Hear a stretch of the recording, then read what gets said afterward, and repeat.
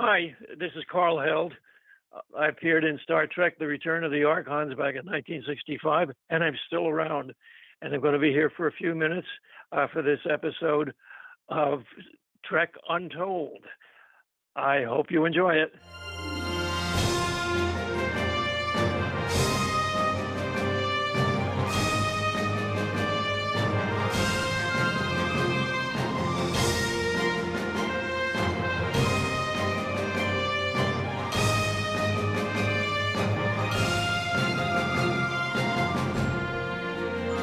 Hello and welcome back to Trek Untold, the Star Trek podcast that goes beyond the stars.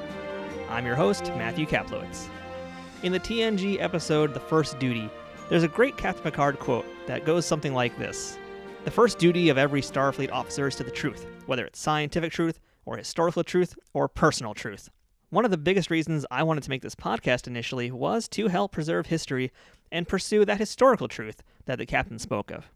Just to relate this to a personal story, in 2015, I began filming my great-uncle Hank Vergona for the span of 2 years, documenting the struggles of an underappreciated 87-year-old artist living and working in New York City. I filmed him working on artwork, I filmed him traveling around the city doing what he does every day, and I even filmed him during some of his lowest lows inside a hospital and other places, as he battled cancer and all sorts of other personal illnesses and health problems.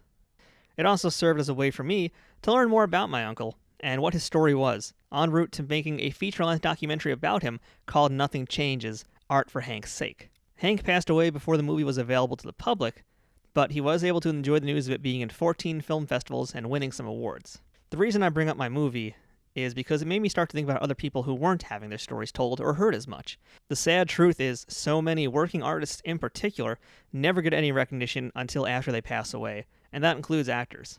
So one of my goals with Trek Untold has been to speak with as many living actors from the original Star Trek series as possible, since so few of those character actors have had much of a spotlight put on them outside of convention appearances, let alone telling their stories to the world in a more accessible way outside of panels at these cons.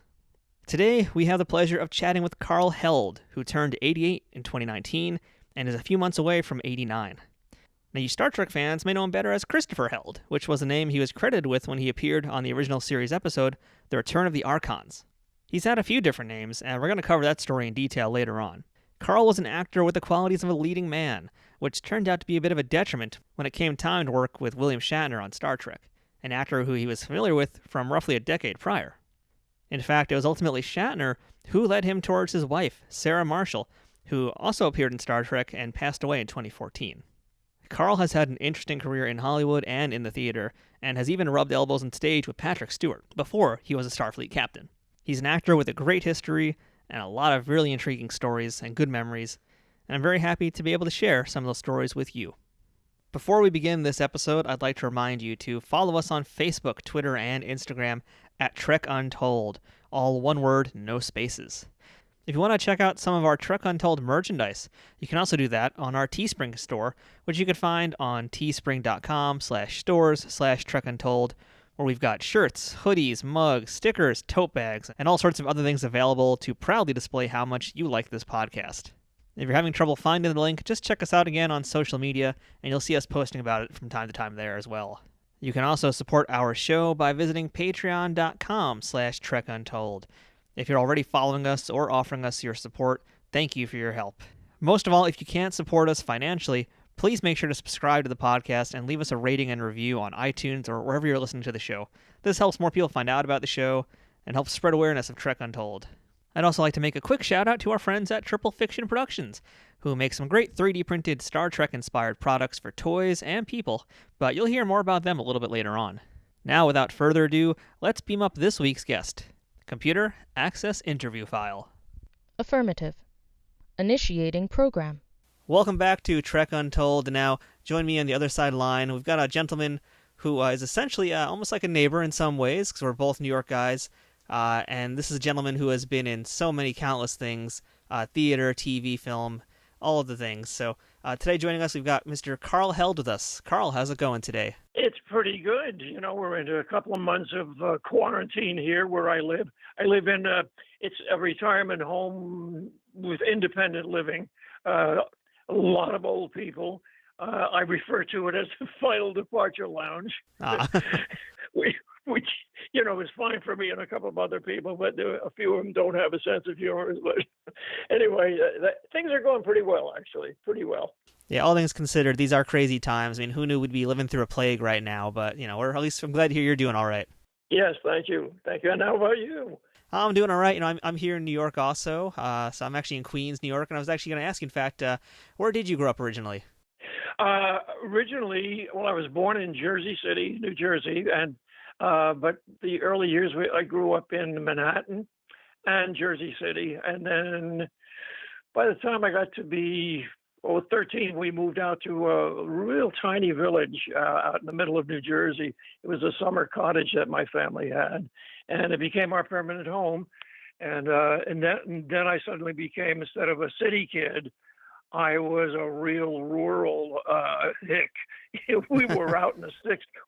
I'm telling you, Matthew, we didn't even have running water at the time, or an indoor bathroom, or electricity. Oh, wow, yeah. So it was like living in the 19th century. I mean, it was fun in the summertime when we were, vacationing, that kind of thing. It was a little different when we were living there permanently, in the wintertime. So, but by the time I was a junior in high school, we got electricity and running water and so forth, and it was a mercy. So my great uncle Hank, he actually was born in 1929 on Black Friday, on the day of the stock market collapse, and so he grew up in New York City, in Brooklyn, during the Great Depression. And you yourself were also a child during that time. What do you remember about growing up during the Depression? We knew that a lot of people were unemployed. My parents were not.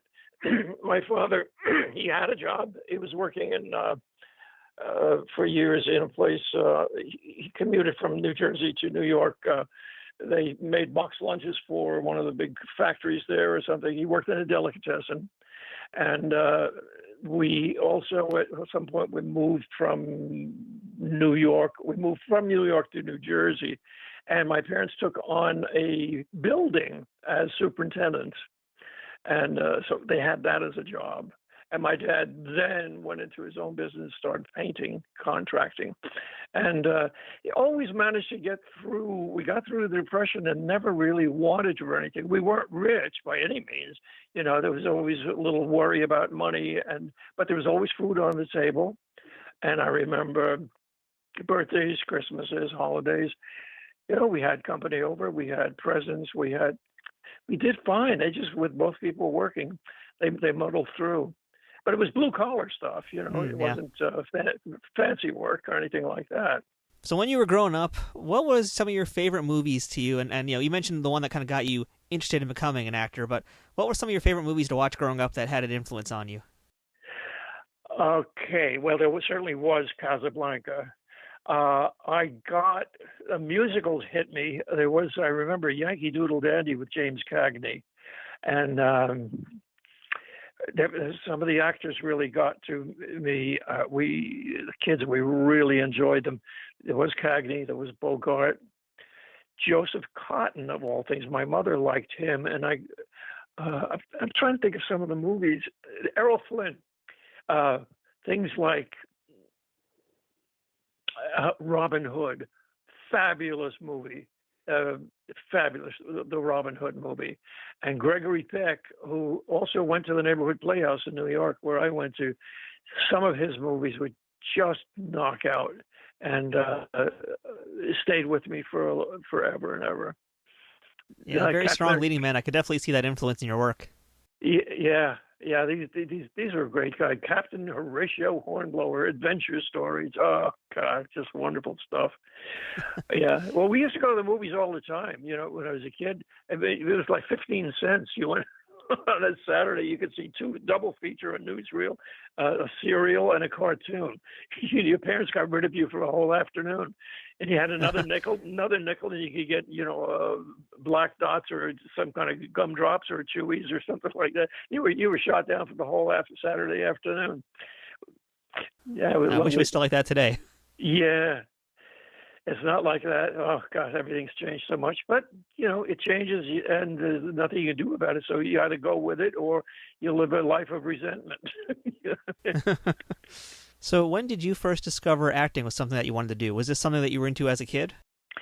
Well, I was one of those kids that in grammar school, I'd always wind up in a class play.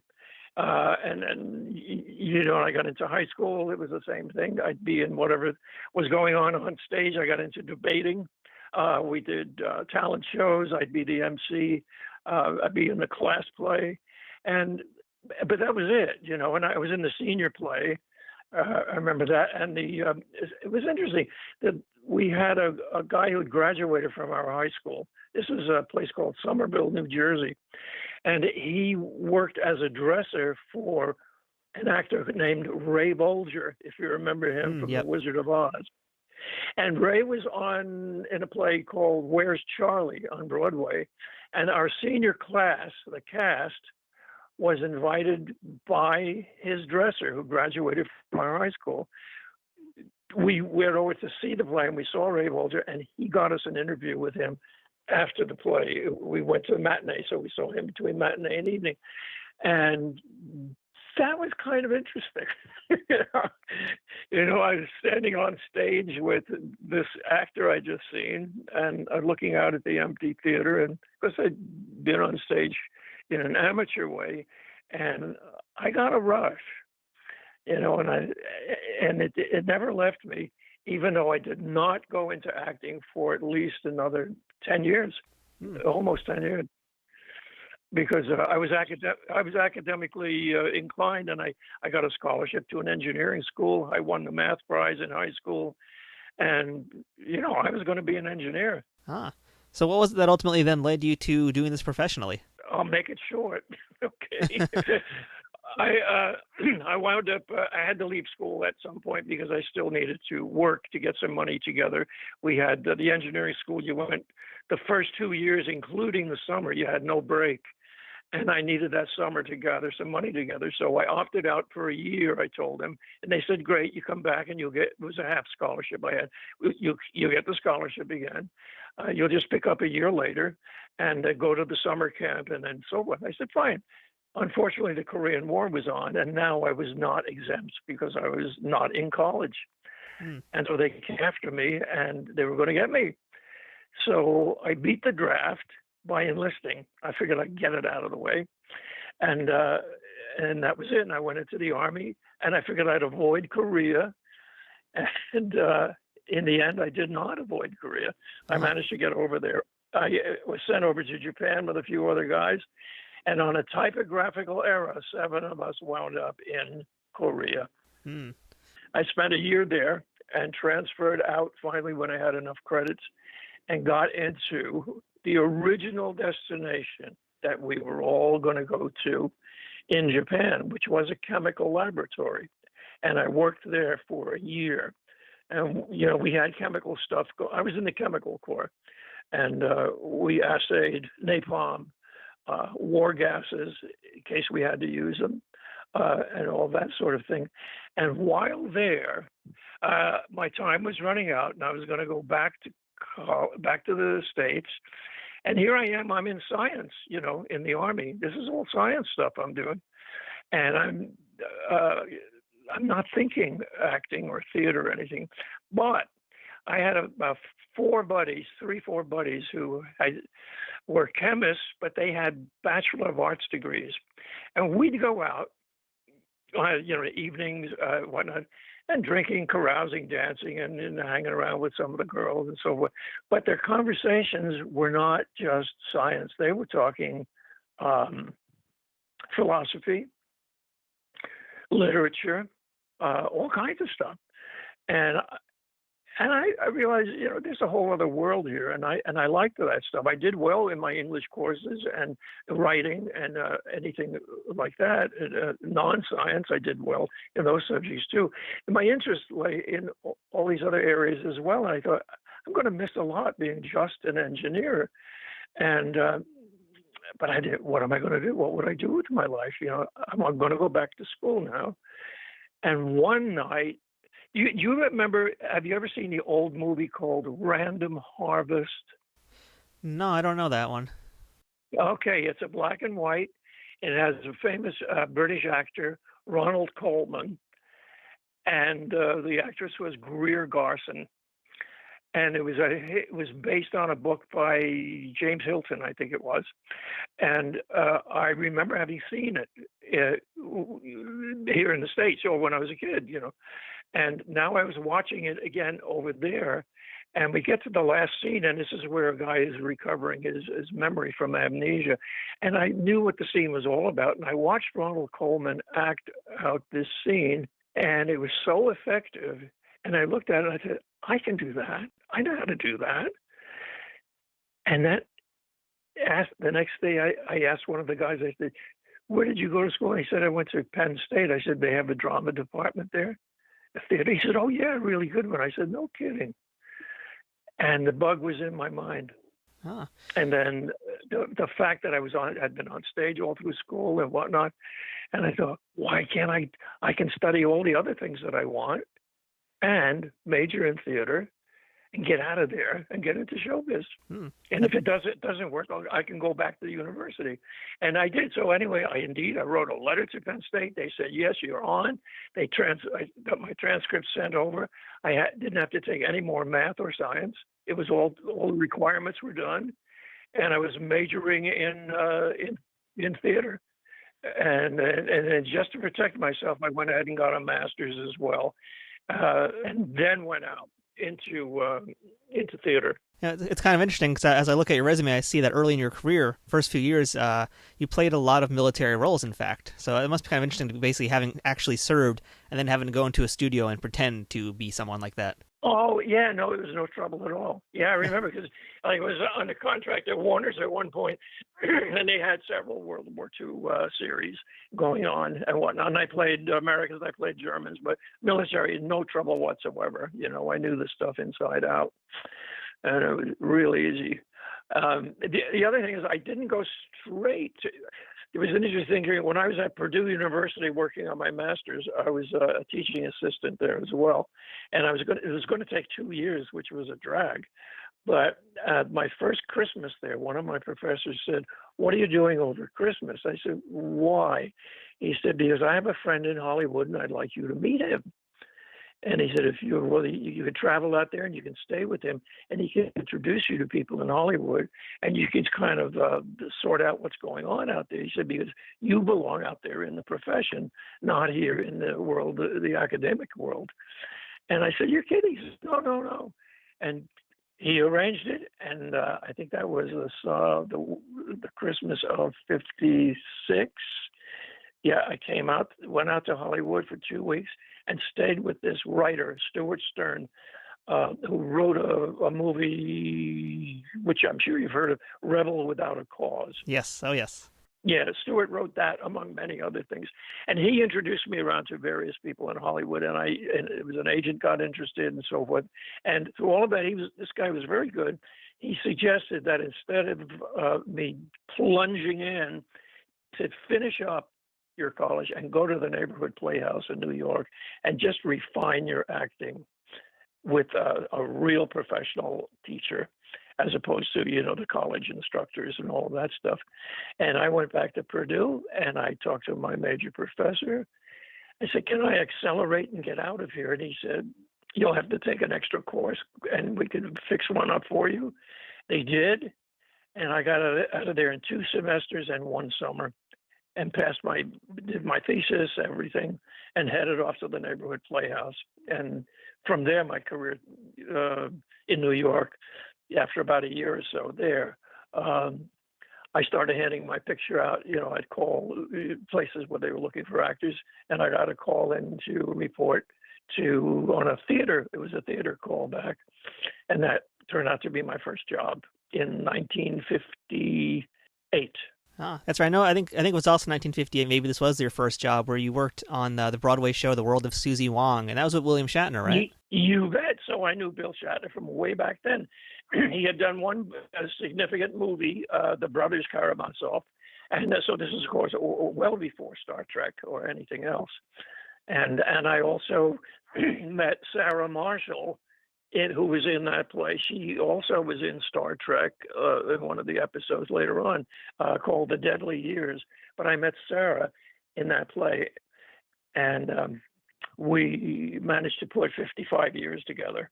Now, I had heard that your wife had actually, before she was with you, actually dated William Shatner a little bit. Was that true?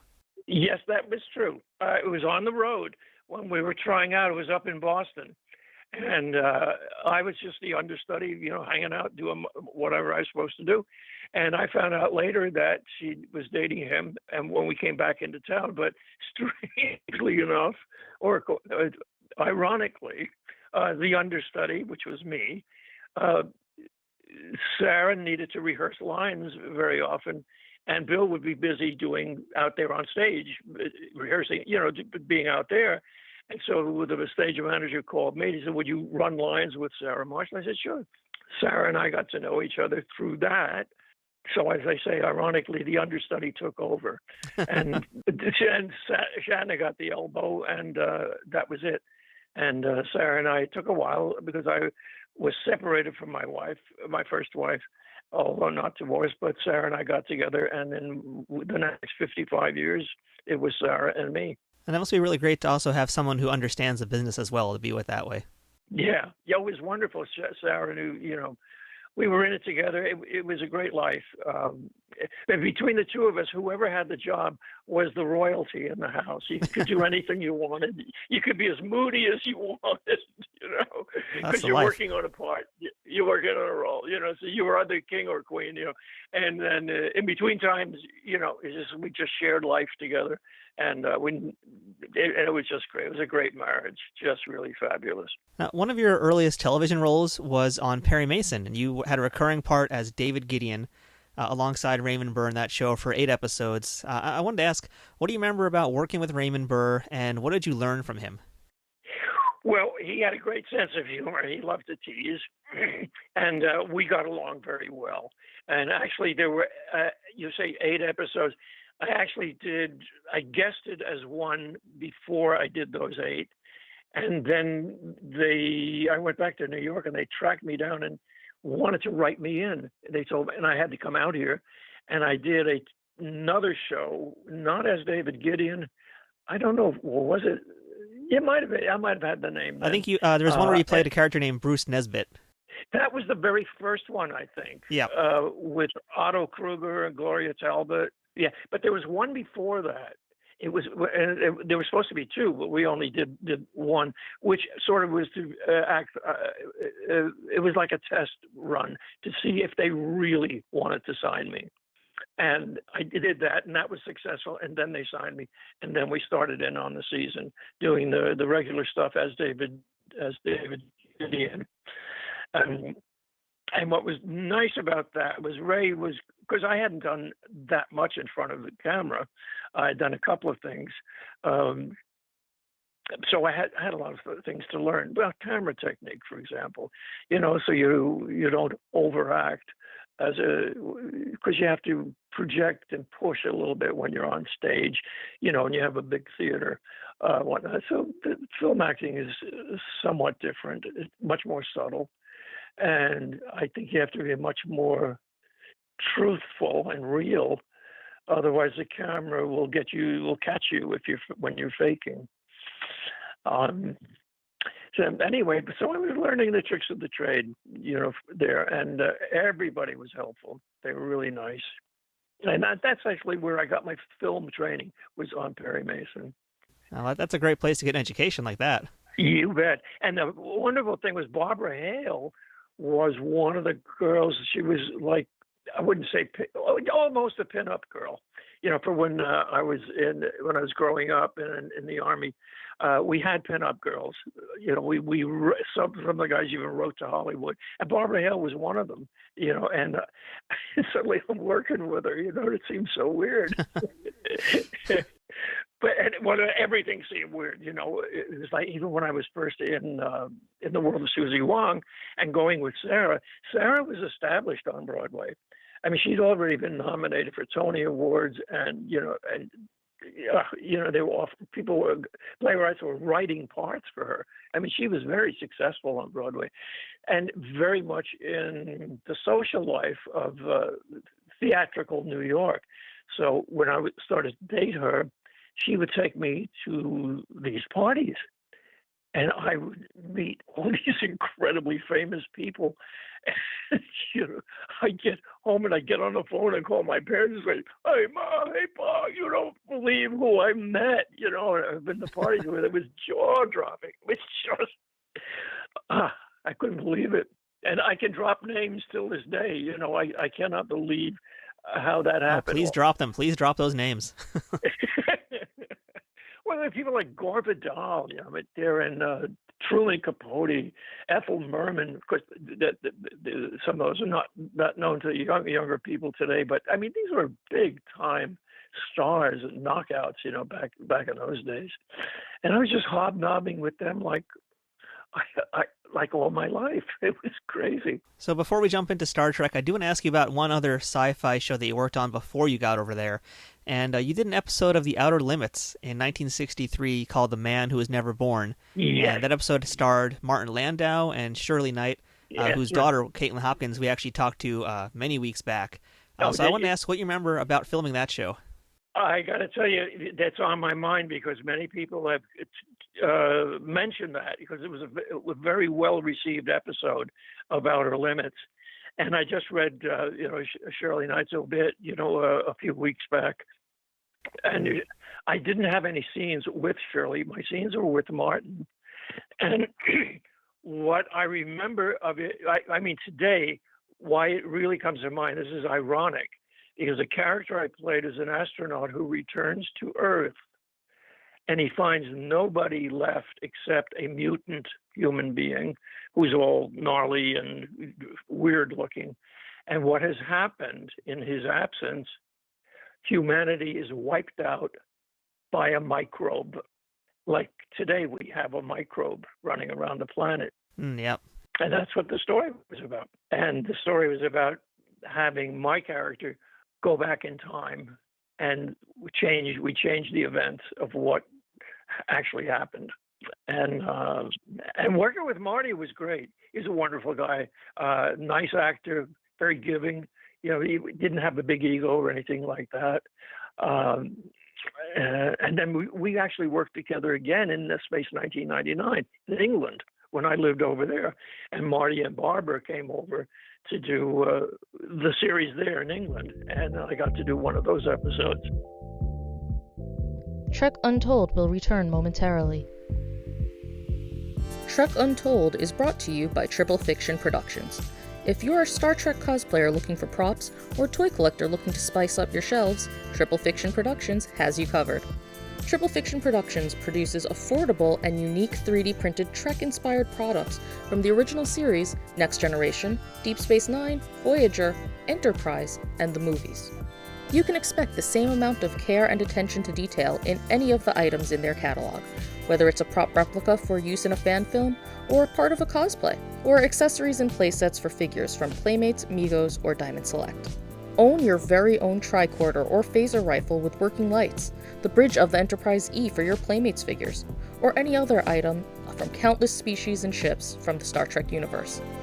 All products are 3D printed in the USA and are constantly evolving and improving based on fan feedback. To learn more about their products, visit them at triple-fictionproductions.net or on Facebook at facebook.com/triplefictionproductions. Triple Fiction Productions, taking Star Trek where no 3D printer has gone before.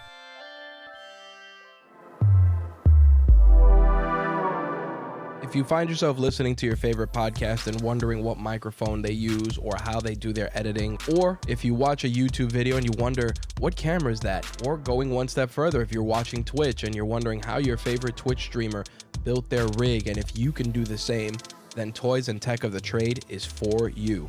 Toys and Tech of the Trade is an interview series where we sit down with content creators, entrepreneurs, and discuss the gadgets and gear that they use to create their content and run their businesses. We use toys in a broad sense, meaning the stuff that just puts a smile on your face, whether it's action figures to something a little bit more complex like musical instruments, cars. You'd be surprised what people consider their toys. Toys and Tech of the Trade can be found on all major podcast providers, including iTunes, Google Podcasts, Stitcher, TuneIn Radio, and of course, Spotify. Feel free to visit us at RageWorksNetwork.com to check us out. We now return to Trek Untold. So, Karl, it's now 1967, and you have finally made it to Star Trek. So, can you tell us first how you got cast on the show? And had you at that point seen any of Star Trek or heard about it, since that was the first season? It was. I saw maybe one or two, and for some reason, I wasn't tuning in every week on it for whatever reason. I don't know. It's not that I didn't like the show or anything like that, but it's just how it worked out. The moment I knew I was going into to audition for the part, I had a chance to watch an episode, and I thought, oh well, hey, Bill Shatner, okay, so I know Bill, and I get the tone of the show, and nice, really nice, and I went in to see a casting person and director, and guess who? Gene Roddenberry. He was there helping to cast. And Gene was delightful. I walked in and sat down, and I guess evidently he had seen something I'd done or whatnot. And I looked okay, and we just chatted. He didn't have me read or audition or anything. He just said to everybody else, he says, I'm happy with Karl. Anybody else? No one disagreed with him. And I said, thank you very much. And home I went. Only to realize that later on, after the show was filmed and all done, that actually Gene had made a mistake in hiring me. What was that for? That is because, look, I understudied Bill on Broadway. And that's an example. We're the same type. We're leading men. We compete with each other. We're both light-haired and blue-eyed. No, Bill's brown-eyed. But anyway, we're the same type. And what you do usually when you have your leading man, you have as a running character in the series, you don't bring in other actors who are quote competition for him in terms of type. It's just usually not done. And to just add to the fact that how much of competition I am, when I was in England, I did a commercial for Heineken's beer over there with Victor Borga, of all people, doing the voiceover, and they were doing a takeoff on Star Trek. I got cast as Captain Kirk. Of course. So there you are. So what happens in the show is, one, there is a whole side story of my character who stays on the planet, falls in love with a girl, and stays, and whatnot. And then there's a lovely scene at the end where I'm on the planet, and then Bill is, up in the spaceship with everybody else. And the scenes between the two of us, the camera's only on him. They never cut to me. They dropped the whole story. They dropped the whole love story. Any scenes that I had with Bill Shatner, I'm out of, except in the crowd. I noticed that when I was watching that, oftentimes he'd be standing in front of you and almost basically blocking your body from the camera, so you'd maybe see a little of your head stick out. All kinds of stuff, right? And that's what it was for. I don't know how much of it was up to Bill or whatnot, but we've heard stories about whatever. But I understand it, and they really. It was a mistake in casting me because it is competition for Bill. And also in real life, there was the competition. I got the girl. I mean, come on, I think you won. I won. As far as I'm concerned, he lost. I won. So that episode, Return of the Archons, was filmed on the 40-acre studio, which is a very historic studio. They filmed Gone with the Wind there, some parts of King Kong. What was it like for you to be on that set? It's you get a feeling. It's a magical feeling. How to describe it? I've had it before. I had it before in my life. It happened to me in England. I'll give you an example. It was the same feeling as what I'm just going to tell you about. We were filming on location on Cyprus for BBC, and we were using an old Greek theater that had been excavated like 1951. It was a couple of thousand years old. And there were the stone seats all around and the stage. And we got there. There was a school bus with a bunch of kids there. And the kids were seated in where the audience is. and they were evidently having a class of performing, and one of the little kids would run down and stage and turn around and recite a poem or something, and everybody would applaud. He'd leave. Beautiful sight. The kids leave. It's all so charming, and then we get to go on the stage, and we're filming on the actual stage where 2,000 years earlier Greek actors stood, and were performing. And the view was right across this plain with a couple of trees in the distance and the Mediterranean. That was one directional, or most of it, about 270 degrees. And the rest, you turned around and you were looking at the audience on the stage and the sky and these thousands of years of history we're standing on. It was like magic. And we suddenly felt we're part of this whole tradition. Theater began around campfires and storytelling and so forth, and it grew and grew and grew, and it got onto stages. And this is one of the early stages. And we're part of it. And suddenly we felt part of something. And so then you got to film an episode of a sci-fi show in the 60s on that kind of similar hallowed ground that Desilu production bought. Yeah, so it was the same thing out there where, Gone with the Wind, holy mackerel, And it's strange, I got to work with Vivian Leigh a couple of years later. All things, wow. Huh. That was amazing. That's a legend. But yeah, it was wonderful. It was, I tell you, Matthew, it was the same thing when I walked into Warner Brothers for the first time. I was under contract there in '63. My favorite movie, the one I'd seen as a child, it still is. It's on the top of my list. Is Casablanca with Humphrey Bogart and Lauren Bacall and Claude Rains. Yep. It's a beautiful black and white movie. Wonderful, great success, and a lot of history behind it. I got onto the stage where they filmed it. And I got onto my knees and I said, "Oh wow, what can I tell you? I'm nostalgic and a romantic. Let's put it that way." Well, it's great to hear that. So on the episode, of course, you are beamed down with the away team. You're there with Deforest Kelley. You're there pretty much with the core crew. You're there with Deforest Kelley. You're there with Leonard Nimoy and, of course, William Shatner. What do you remember about working with these guys, especially on this, again, mostly outdoor set? Must have been a real interesting shoot. Yeah, I didn't know any of the other people, so they were all new to me, and I didn't get to know Leonard very much. He was polite, kind, we chatted a little bit, but I didn't, as a guest. You don't like to bother the stars and the people, the running characters, because they have their family circle and whatnot. And a lot of times they can be snobbish and it kind of freeze you out. But they weren't like that. They were kind and welcome. But I still didn't want to intrude on anything. But one nice thing happened with Deforest, with D. I was on the phone and he happened to be passing by, and I was talking to Sarah, telling her that we had two cars. One was in the shop, and I didn't know she was going to have to come and get me. And he overheard that, and he said, "Where do you live?" And I said, "In the valley." He said, "So right." I said, "Where?" He said, "Encino." He says, "I go right by there. I'll take you home." Just like that. So you got a ride home from Dr. McCoy.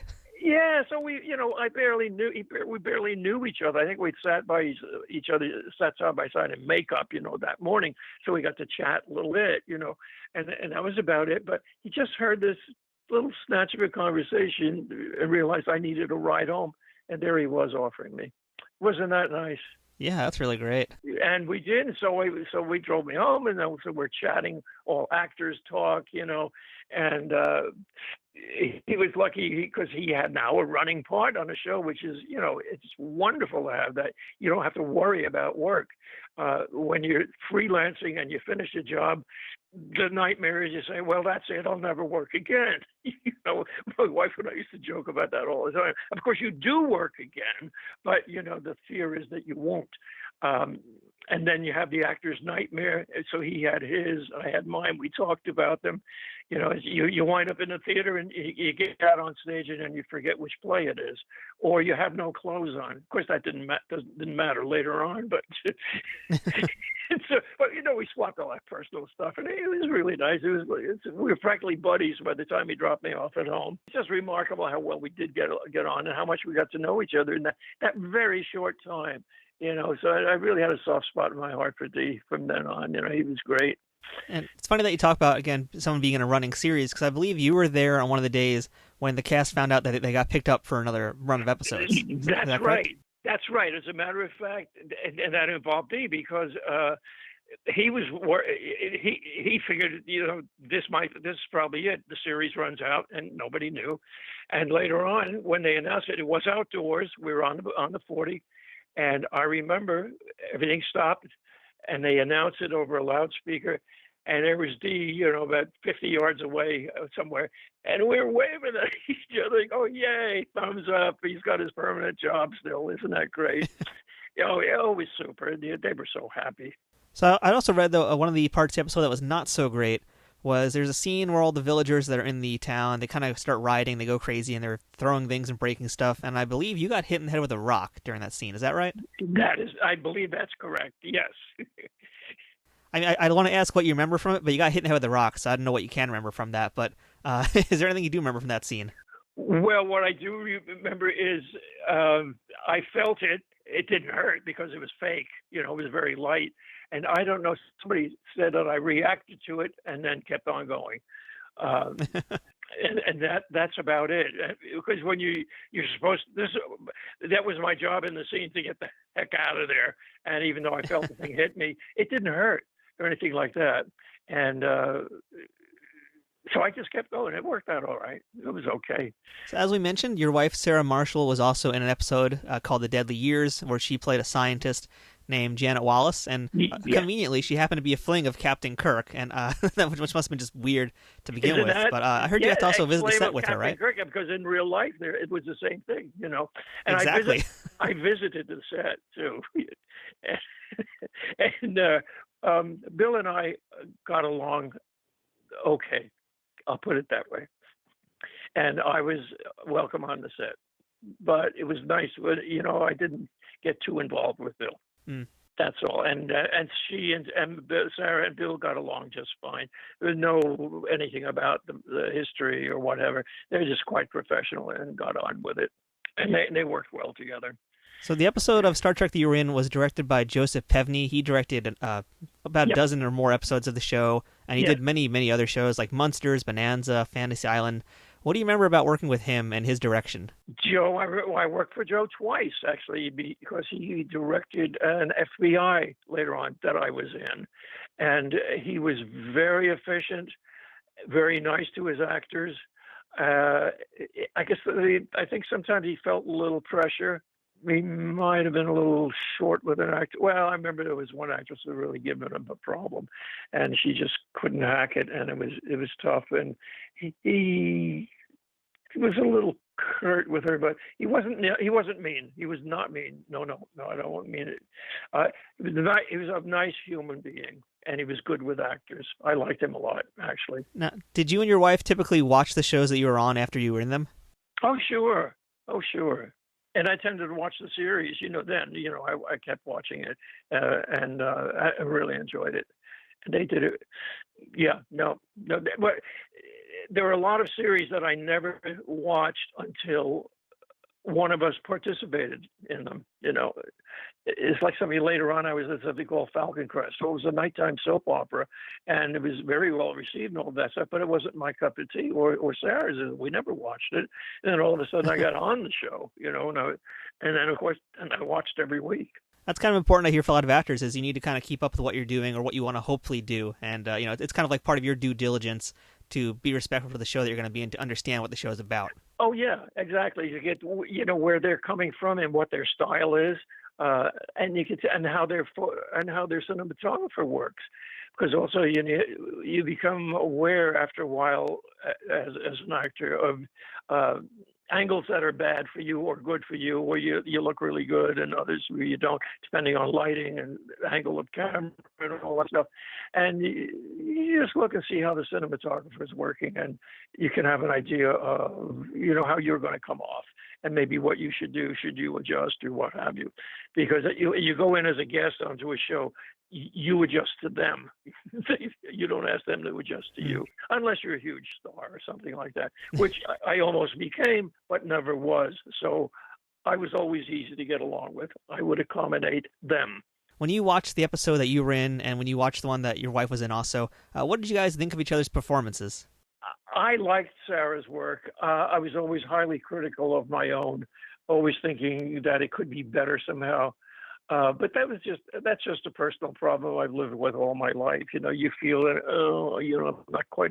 I'm not quite good enough, and all that sort of thing. And that's just a character defect. And I got to recognize that. But I liked Sarah's work very much, and she liked mine. And when it was, and if there was anything to criticize, she would. I would ask her to, and she could point out little things for me. And she was very helpful to me early in my career in helping me avoid certain pitfalls that actors fall into. And I had a couple, and I would fall into them. And so we would look for those.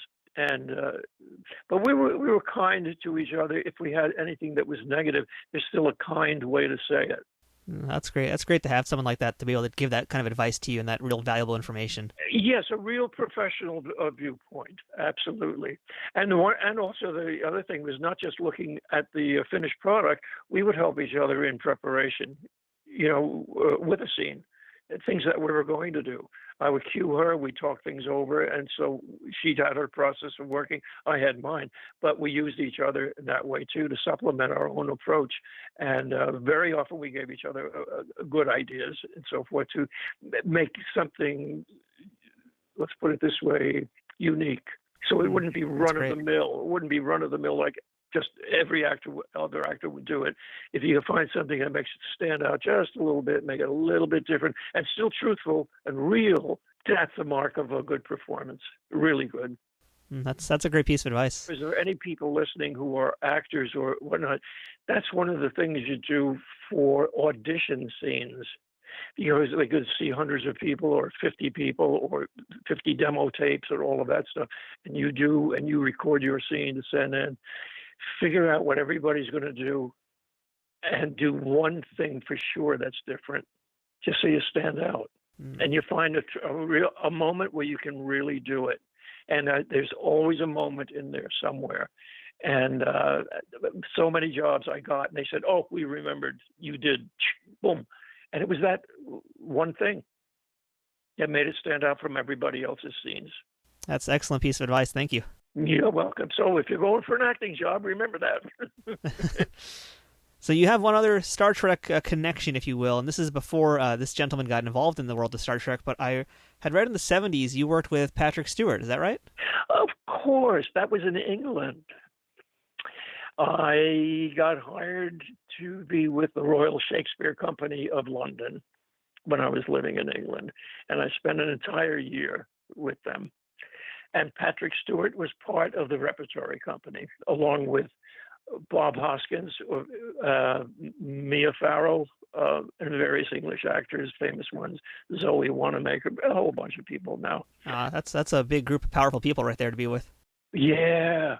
Oh, it was great. This was 1976, and you realize how long ago that was. Oh, my gosh. I wasn't even born yet. Oh, well, anyway, it was a thrill, and it was wonderful. And Patrick, lovely man, lovely. We worked together in one play, The Iceman Cometh by Eugene O'Neill, and Bob Hoskins was in that baby too, and we had a good time. And bless his heart, Patrick went on to really a great success.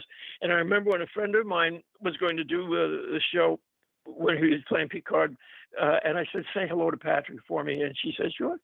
And he did. He sent back a lovely message, and we got on the phone and chatted, even, just going over old times and whatnot.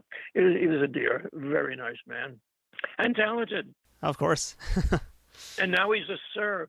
I know so many sirs. I feel like a loser. All of my friends are sir, over there. And when the young people here can say sir to me, I think, oh God, if they only knew.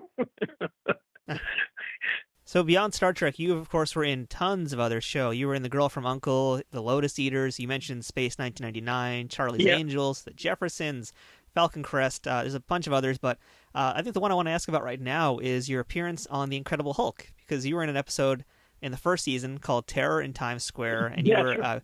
an enforcer type character, and you actually got to be in a scene with Lou Ferrigno while he was in the Hulk makeup. So, what do you remember about being on the Hulk? I remember Robert Alda, who was Alan Alda's father. That's what I remember mostly, aside from Bill Bixby, But Robert Alda was a very successful Broadway star. He starred in a musical called The Most Happy Fella, and I was in awe of him. And I wondered why he hadn't become a huge star out in Hollywood. I don't know why. We never know why. Some do and some don't. But that's what I remember mostly. He was very nice, and Bill was swell. Bill Bixby, loved him. With Lou, I didn't have anything much to do with him off the set or even on the set. We didn't have that much together. He was in costume, and he looked frightening. There's no question about that. But really, all I had to do was react to, oh my God, this look, and that was easy to do. He motivated you very well. Put it that way. I would definitely run from that if I saw that coming towards me. Oh, yeah, no, it was really scary. Yeah. So you were also in Diamonds Are Forever with Sean Connery. What do you remember about being in that movie? I heard you also weren't even credited for that role. I think I was in the credits. I'm not sure. Well, just running into Sean, was great because I remember when he was first cast as Bond, and I was here in the States still, and we watched Dr. No. I thought, holy mackerel, here it is again. I'm going to be rubbing elbows with the really big boys, and I just had to be careful that when I come in to do like a little scene, that I don't mess it up, that it's on the same level as everybody else's. And that's a problem for actors who come in and do small parts. The producers want you to be on the same level as the people you're working with. And so you can't be intimidated by them, but I'm impressed by them and in awe of them. But then it goes all aside, and suddenly we're just equal actors working together, trying to get a scene done and make it work right. So I want to ask you about one other show as well. And this one's because my mom is a big fan of Richard Dean Anderson. You were on 2 episodes of MacGyver. What do you remember about that? I have to be honest. I don't remember a great deal because the parts weren't that great. But Richard was wonderful. There again, you see, he could have been a snob, but I was just coming on to do, a little guest spot. It wasn't even a big guest spot, just minor, although it was a couple of times. But it was always, hello, good morning, how you doing, da-da-da-da-da-da-da-da. And he was chatty, and I appreciate that a lot. It helped, because when you're not doing a huge part, ego is a little, I was a little shy sometimes, but he made sure he was, with his manner, I was loosened up, and I just felt great, and I appreciated that a lot. A lot of stars don't do that. It's kind of fun that you say you were shy, but meanwhile, a lot of your career, you were playing like security or soldiers, or very authority type figures, I found. Yeah. Well, I learned how to do that. That's acting. Yeah, that's acting. That's true.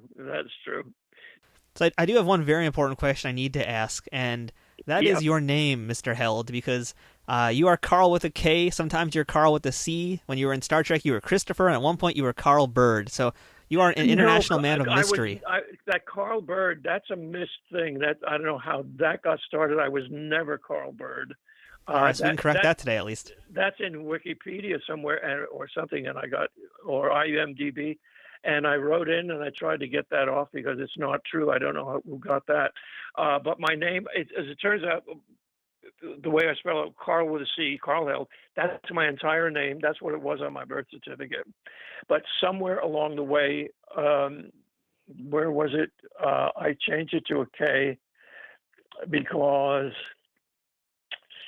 it was something about being German. And because my family was German background. My father was German.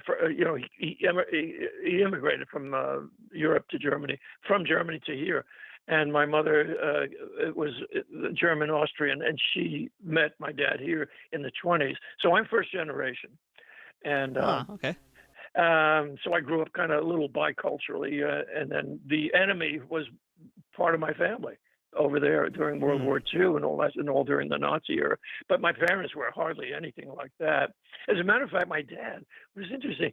He was in the German Merchant Marine, and in 1926 he had his first trip to America, and he spent like a week on shore leave in Manhattan. And he couldn't speak any English or anything. He was about 19 or something like that. And they'd been around, not around the world, but around Europe a bit. But he really dug New York. And he hung out in this German Jewish delicatessen on the West Side. They could speak German, of course, so they told him where to go, what to do, and whatnot. And it came time to leave. And the ship was blowing its horn. All the sailors get back on board. And they said to him in the deli, they said, Karl, why are you going back to Germany? You got inflation over there. You got this. He says, yeah, well, what am I going to do here? He said, I don't have any papers. I don't have a job. They said, we can give you a job. He said, I don't have a place to stay. He says, we have a room upstairs. And the next thing you know, he didn't go back. So he was here illegally. But so he learned the delicatessen trade, and as he was learning English, he also learned Yiddish.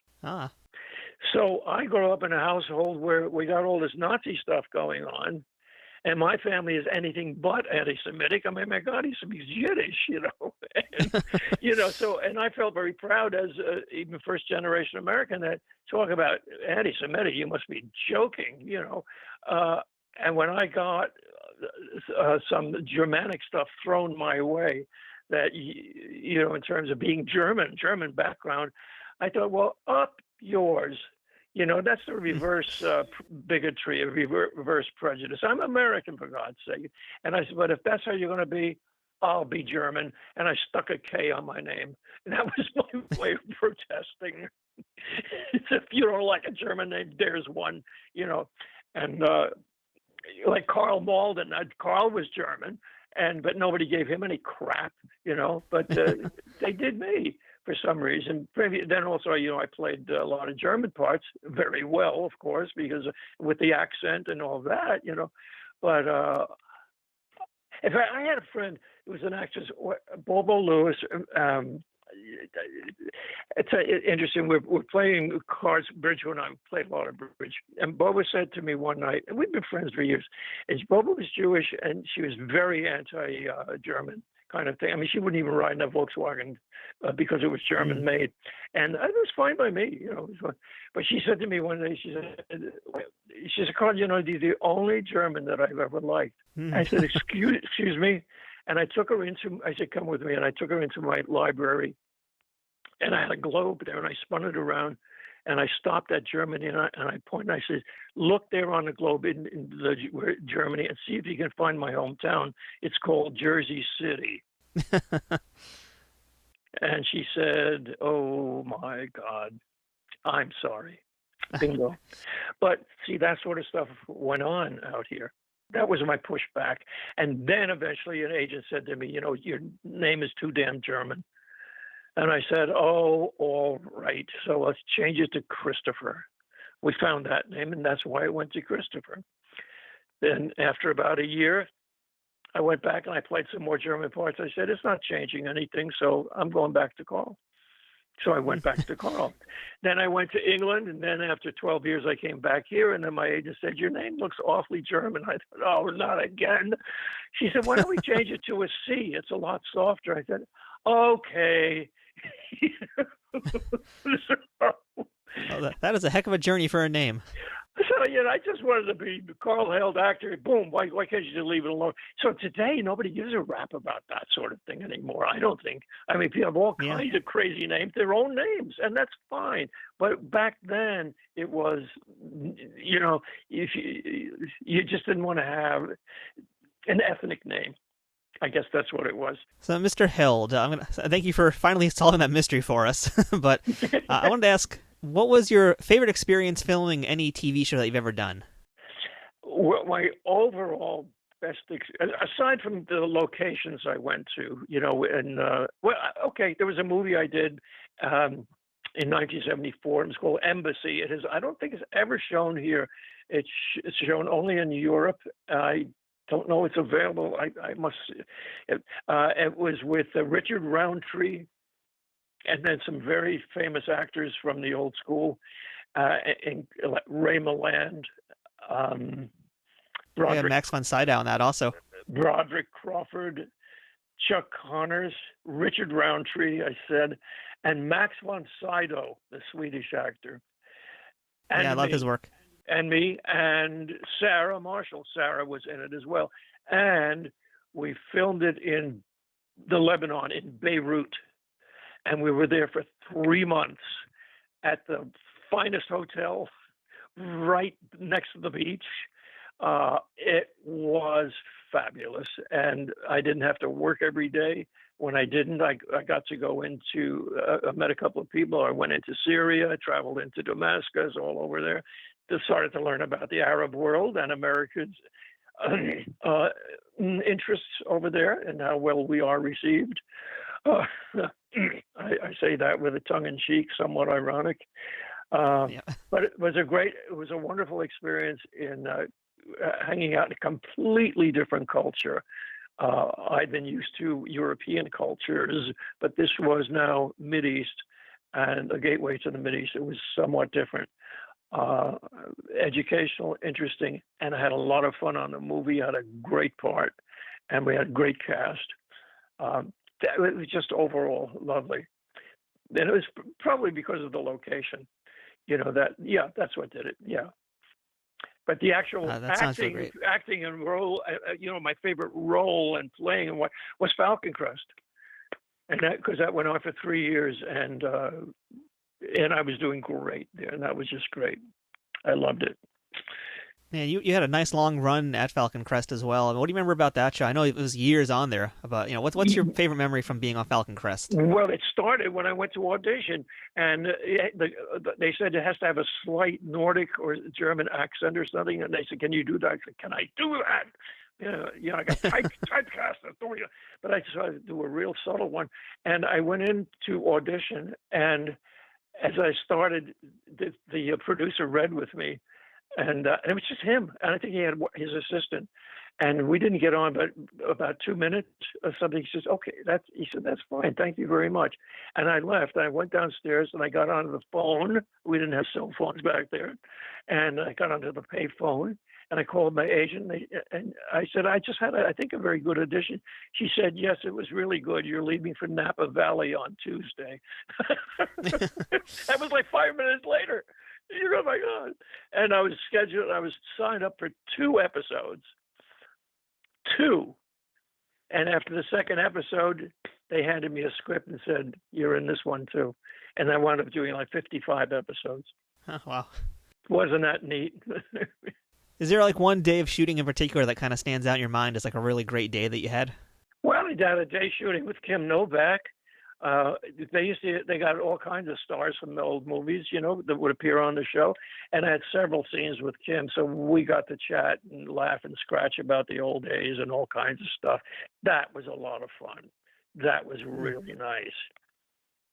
Because these are people I never would have met otherwise, Yeah. And they just a parade of stars from old movies that came onto that show. It was great for them. As a matter of fact, that's one of the things that happened on Perry Mason back then. A lot of very good actors who hadn't been, or some from older movies, they were guest stars. They come on there and you get to meet them. That's a thrill. That's a really great part about being a real working actor in Hollywood. And I want to ask, since there are a lot of aspiring actors listening today, what is the best piece of advice you ever got from another actor that you've continued to use throughout your career? Oh, boy, what a question, Matthew. You should ask me last week and give me time to think this over. Okay. Yeah.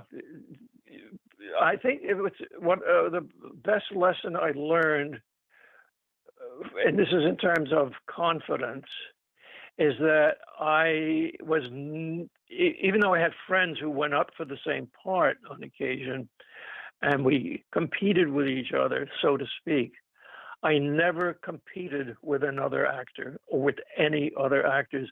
Remember that you're only in competition with yourself. Just as just as in life, you want to be the best Joe you can be. I want to be the best Karl person that I can be. I want to be the best Karl acting this part that I can be. That's my competition. And I focus on that and not the other stuff. And when the focus is there, it shovels away a lot of detritus and garbage that you don't need to think about. Things that might make you worried and distract you. That's a good piece of advice right there. So, okay, Mr. Held, thank you. Yes, Matthew. What is your favorite thing about being a part of the Star Trek universe? The favorite part is the fact that I never expected there to be any kind of fame or interest coming out of that part, and especially after they hacked it all to pieces and there wasn't much of it left. But because the show took off and became such a legendary, incredible success, for generation after generation, without my having to lift a finger, I've become famous and important to a lot of fans. It's absolutely delightful. I had no idea anything like that was ever going to happen. I mean, I went to Las Vegas about 3 years ago on the 50th anniversary. I'd never been to a signing or something. My gosh, a number of fans and how effusive and congratulatory they were. How nice and wonderful people. I was excited and delighted. It's like I had suddenly reached stardom. I couldn't believe it. Now, I'm kind of curious. Have you ever run into William Shatner at any of these conventions? No, Bill stays apart from the rest of us.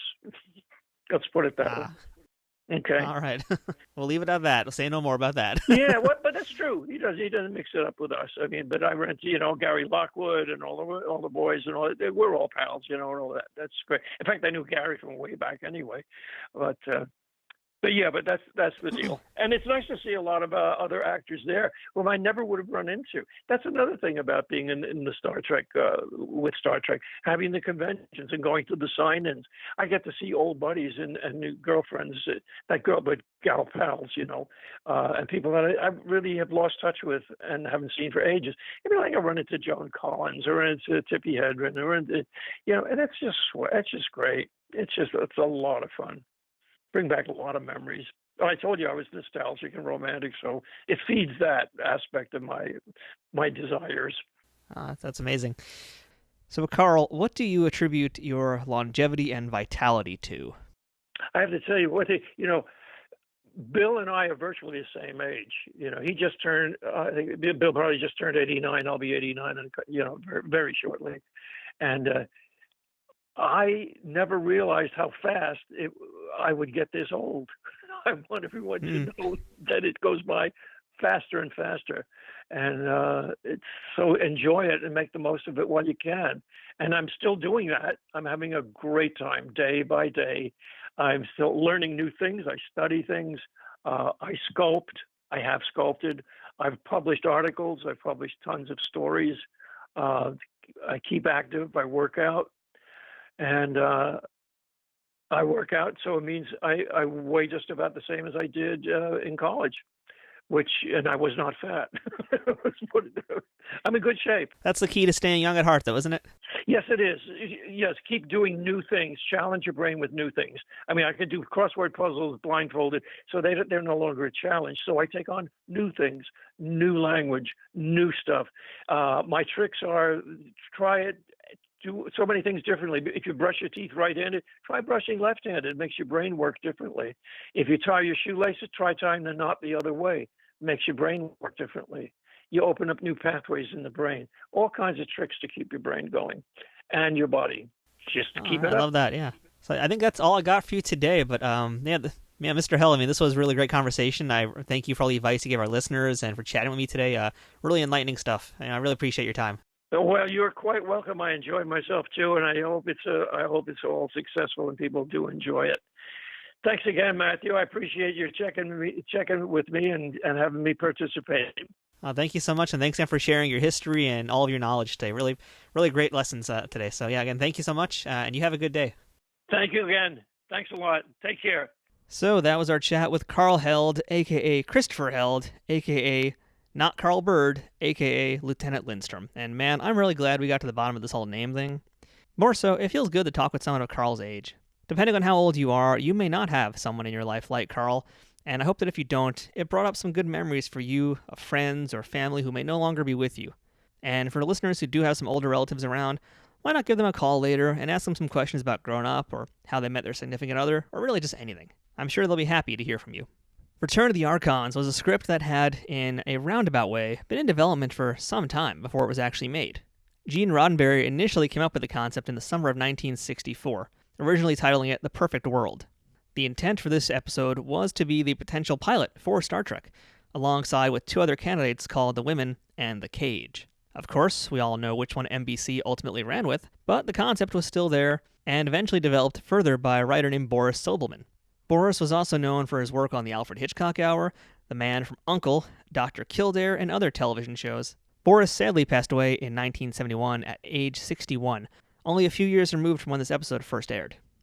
Return of the Archons is also of note because it's the first time we ever hear about the Prime Directive of Starfleet, an important tenet of Star Trek that has remained to this day. And as for what those Archons are exactly, well, it turns out that it was the name of a club that Gene Roddenberry was a member of during his school days.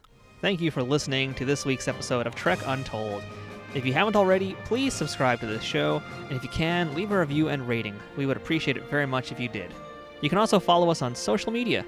Just look for Trek Untold on Facebook, Twitter, and Instagram. We'd love to hear from you there, and of course, we'd like to hear your thoughts about this week's episode. If you'd like to support this podcast, you can check out patreon.com/TrekUntold to learn how you can keep our ship operating at full power. And you can also check out some of our merchandise at teespring.com/stores/TrekUntold. Once again, thank you to our sponsor, Triple Fiction Productions, and shout out to Scott Ray for setting up this interview.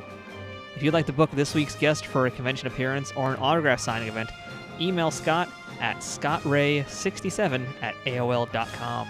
This has been Trek Untold. I'm Matthew Kaplowitz, and until next time, fortune favors the bold.